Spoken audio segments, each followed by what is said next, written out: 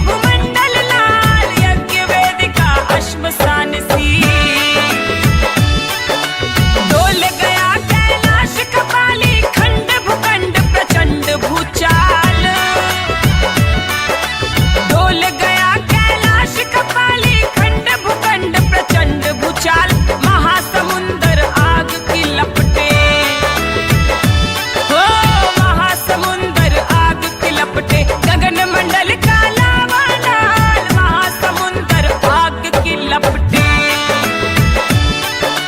सूर्य किन्नर गंधर्व नाग सब काल काल गड़े पाताल। सूर्य किन्नर गंधर्व नाग सब काल काल गड़े पाताल। सती अग्नि में भस्म हो रही, हो सती अग्नि में भस्म हो रही। धू धू जले महल पंडाल, सती अग्नि में भस्म हो रही। शंभु शंभु के शब्द सती के गूंज रहे थे गगन विशाल। शंभु शंभु के शब्द सती के गूंज रहे थे गगन विशाल। तीसरा नयन दिगंबर खोले, हो तीसरा नयन दिगंबर खोले। दूर दृष्टि से निखरे हाल, तीसरा नयन दिगंबर खोले। हाय प्रिय ये क्या कर डाला, नैन बरसते अनल बेहाल। हाय प्रिय ये क्या कर डाला, नैन बरसते अनल बेहाल। तंग मतंग भुजंग अलंग पे,